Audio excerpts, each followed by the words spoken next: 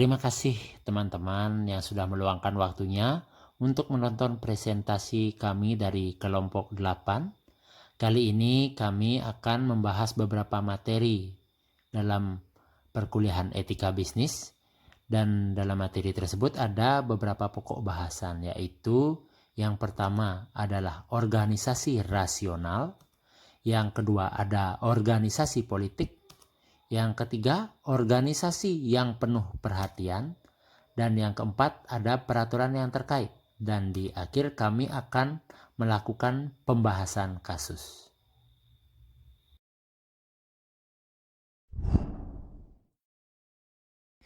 Baik, untuk selanjutnya saya akan menjelaskan tentang materi organisasi rasional. Organisasi adalah koordinasi rasional atas aktivitas-aktivitas sejumlah individu untuk mencapai tujuan dan sasaran eksplisit bersama, melalui pembagian tenaga kerja dan fungsi, dan melalui hierarki otoritas dan tanggung jawab. Kemudian ada kewajiban pegawai terhadap perusahaan. Yang pertama ada kewajiban ketaatan, yaitu karyawan harus taat kepada atasannya di perusahaan. Tetapi karyawan tidak harus memenuhi semua perintah yang diberikan oleh atasannya, di mana perintah yang tidak harus dipenuhi, misalnya atasan memberikan perintah-perintah yang tidak bermoral. Kemudian yang kedua ada kewajiban loyalitas. Kewajiban loyalitas adalah konsekuensi dari status seseorang sebagai karyawan perusahaan. Ia harus mendukung tujuan-tujuan perusahaan dan turut merealisasikan tujuan tersebut.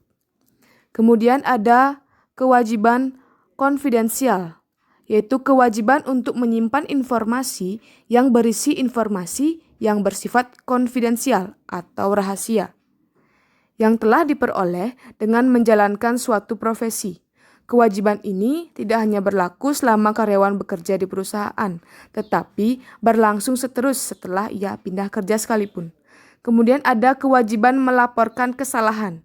Ada dua macam pelaporan kesalahan atau whistleblowing, yaitu secara internal dan eksternal. Ada sejumlah situasi di mana pegawai gagal melaksanakan kewajiban untuk mencapai tujuan perusahaan.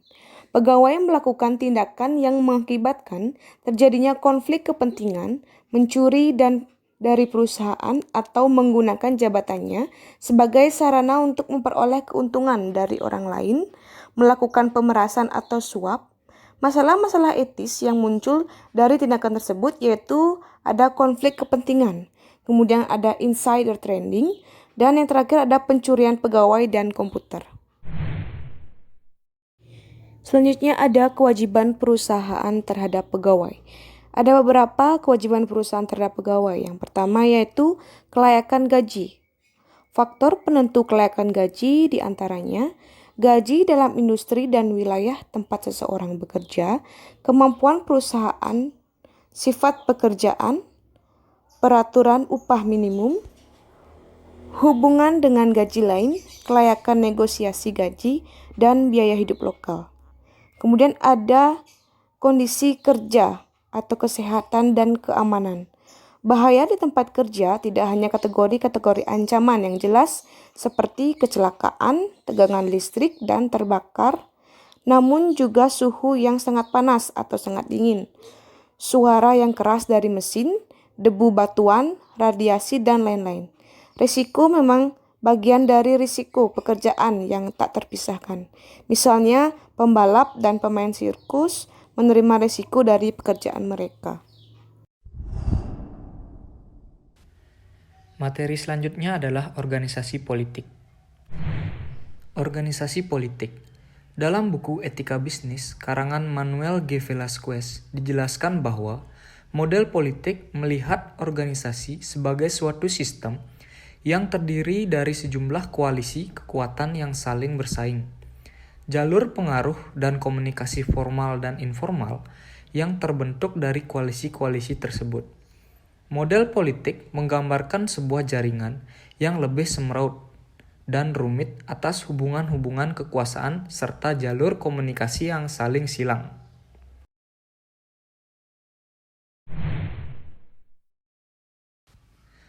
Materi selanjutnya adalah organisasi yang penuh perhatian.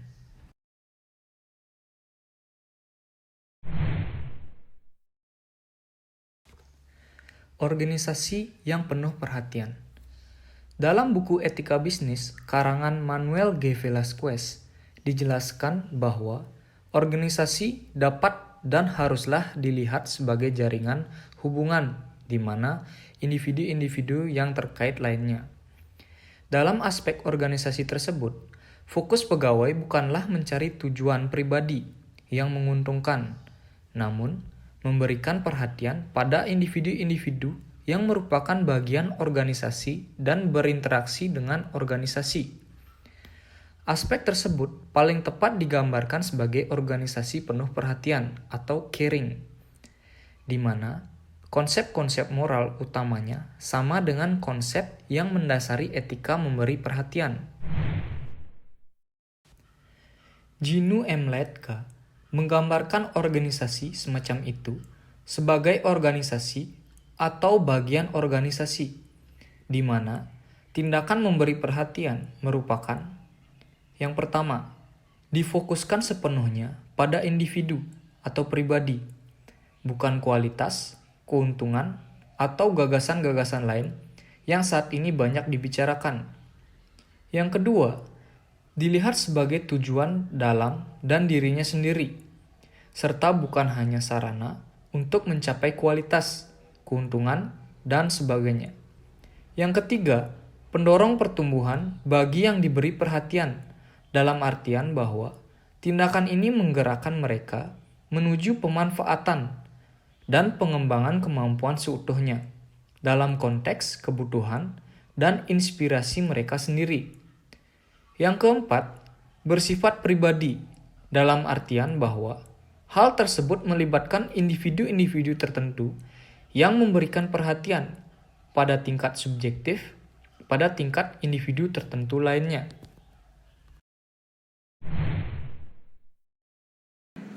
Peraturan yang terkait. Peraturan terkait hak tenaga kerja. Dalam pasal 1 ayat 30 Undang-Undang Ketenagakerjaan menjelaskan bahwa upah adalah hak pekerja atau buruh yang diterima dan dinyatakan dalam bentuk yang sebagai imbalan dari pengusaha atau pemberian kerja kepada pekerja atau buruh yang ditetapkan dan dibayarkan untuk suatu perjanjian kerja, kesepakatan, atau peraturan perundang-undangan, termasuk tunjangan bagi pekerja atau buruh yang keluarganya atau suatu pekerjaan atau jasa yang telah atau akan dilakukan. Hak tenaga kerja secara garis besar yang tertuang dalam Undang-Undang Ketenagakerjaan, kesempatan dan perlakuan yang sama. Hak tenaga kerja untuk memperoleh kesempatan dan perlakuan yang sama diatur dalam bab 3 pada pasal sebagai berikut. Teman-teman bisa lihat pada PPT. Peraturan terkait kewajiban tenaga kerja. Sebagaimana hak yang diterima, setiap tenaga kerja wajib memenuhi tanggung jawabnya. Pada bab 11 tentang hubungan industrial memaparkan beberapa kewajiban yang harus dipenuhi oleh setiap pekerja, antara lain tertuang pada pasal seperti berikut: pasal 102, pasal 126, pasal 136, dan pasal 140. Baik, berikutnya kami akan melakukan pembahasan contoh kasus. Contoh kasus organisasi rasional yang akan kami bahas. Kasus ini diambil dari buku Etika Bisnis karangan Sutrisna Dewi. Baik, untuk contoh kasus organisasi rasional ini tentang perintah atasan. Di sini diceritakan bahwa Indrawati bekerja untuk perusahaan PT Konstruksi ABC dan Pak Taufik Rahman adalah atasan langsungnya yang telah membuat kalkulasi untuk sebuah proyek pembangunan. Dalam tender konstruksi PT ABC memperoleh proyek pembangunan atas dasar kalkulasi itu. Walaupun kontrak sudah ditandatangani, atasan Indrawati itu meminta kepadanya untuk memeriksa lagi perhitungannya. sebagaimana memang termasuk dalam pekerjaannya. Dalam menjalankan tugas ini, Indrawati menemukan sebuah kehilafan. Akibatnya, perusahaan akan mengalami kerugian dengan proyek ini dan tidak memperoleh keuntungan yang diharapkan. Indrawati melaporkan temuan ini kepada atasannya. Pak Taufik Rahman menyuruhnya untuk tidak memperhatikan kehilafan itu dan tidak menceritakannya kepada siapapun. Kalau tidak, ia akan langsung dipecat. Nah, Pak Taufik Rahman sendiri tidak melaporkan kehilafan itu pada direksi perusahaannya. Dari kasus yang sudah kita bahas tadi, ada beberapa pertanyaan yang akan timbul, yaitu yang A, apa motif tindakan Pak Taufik Rahman? Lalu yang B, apabila Anda di posisi sebagai Indrawati, apakah Anda akan melakukan whistleblowing atau tidak? Dan mengapa? Lalu yang C, kalau toh memutuskan whistleblowing, hal-hal apa saja yang akan Anda pertimbangkan agar tidak berdampak buruk pada diri Anda? Lalu yang D, kalau Anda memilih melakukan whistleblowing, apakah Anda melakukan whistleblowing internal atau eksternal? Dan mengapa alasan Anda? Dan yang E, dengan memilih tindakan tersebut, tidakkah berarti Anda bersalah karena sudah mengabaikan kewajiban ketaatan Anda kepada atasan?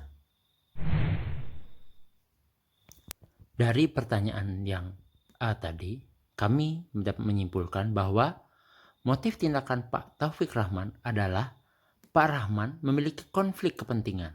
Menurut kami, motif Pak Taufik Rahman ingin mendapatkan keuntungan untuk dirinya sendiri. Karena dengan adanya proyek ini, Pak Taufik Rahman akan mendapatkan penghasilan yang lebih dari biasanya, meskipun itu merugikan bagi perusahaan itu sendiri. Untuk pertanyaan yang kedua, yang tadi apabila Anda sebagai Indrawati, apakah Anda akan melakukan whistleblowing atau tidak dan mengapa? Itu jawabannya adalah apabila saya menjadi Indrawati atau saya di posisi Indrawati, saya akan melihat terlebih dahulu apakah kesalahan terjadi dalam perusahaan berakibat fatal bagi perusahaan atau tidak. Lalu apabila berakibat fatal, maka saya akan melakukan tindakan whistleblowing. Whistleblowing itu sendiri merupakan tindakan yang dilakukan seorang atau beberapa karyawan untuk membocorkan kecurangan perusahaan pada pihak lain.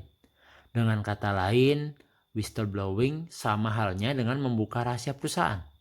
Dengan melakukan tindakan whistleblowing ini, saya dapat memberitahu bahwa terjadi kesalahan dalam kegiatan tersebut. Dan dengan melakukan tindakan inilah kita dapat mencegah terjadinya kerugian yang akan dialami oleh perusahaan. Baik, untuk pertanyaan yang C, kalau memutuskan whistleblowing, hal apa saja yang harus dipertimbangkan? Itu hal-hal yang harus dipertimbangkan untuk melakukan whistleblowing agar tidak berdampak buruk terhadap diri kita sendiri, yaitu ada 5 hal.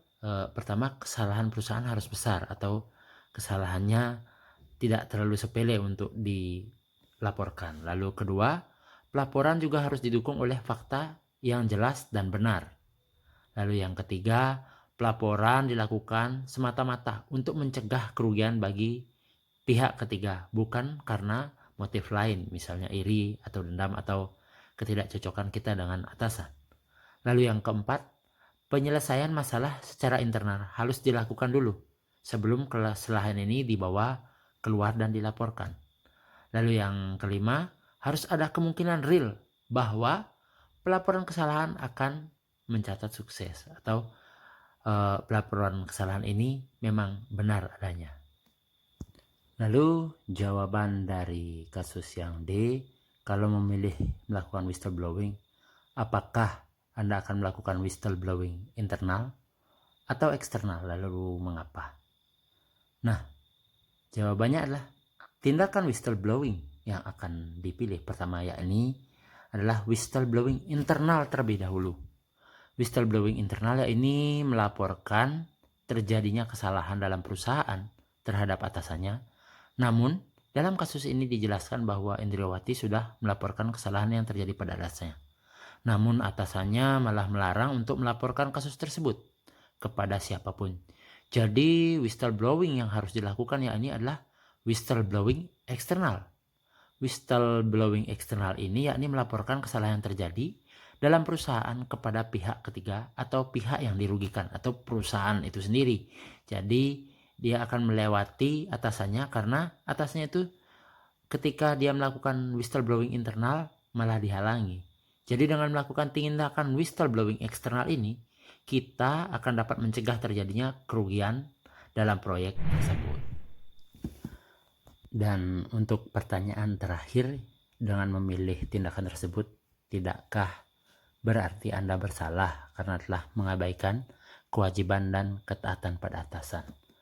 Nah, untuk pertanyaan ini, maka jawabannya adalah dengan melakukan tindakan whistleblowing, mungkin saya akan dianggap sebagai pengkhianat oleh perusahaan tempat saya bekerja. Namun sebaliknya, saya akan dianggap pahlawan atau dipuji oleh pihak ketiga karena kita menempatkan nilai-nilai moral yang benar dan luhur di atas kesejahteraan pribadi. Mungkin saya akan dianggap melanggar kewajiban ketaatan dengan sangat merugikan kepentingan perusahaan dan melanggar perintah atasan. Namun, hal yang saya lakukan ini agar PT Konstruksi ABC tidak mengalami kerugian yang besar karena proyek pembangunan tersebut. Dan dari sudut pandang etika, jelas bertentangan dengan kewajiban ketaatan. Kalau memang diperbolehkan, whistleblowing dapat dipandang sebagai pengecualian dalam bidang kewajiban ketaatan. Dasarnya adalah kewajiban lain yang lebih mendesak. Jadi kadang-kadang mungkin ada kewajiban untuk melaporkan suatu kesalahan demi kepentingan orang banyak. Meskipun sulit sekali untuk memastikan kapan situasi itu secara objektif terrealisasi, pada kenyataan hati nurani si pelapor harus memutuskan hal itu setelah mempertimbangkan semua faktor-faktor yang terkait.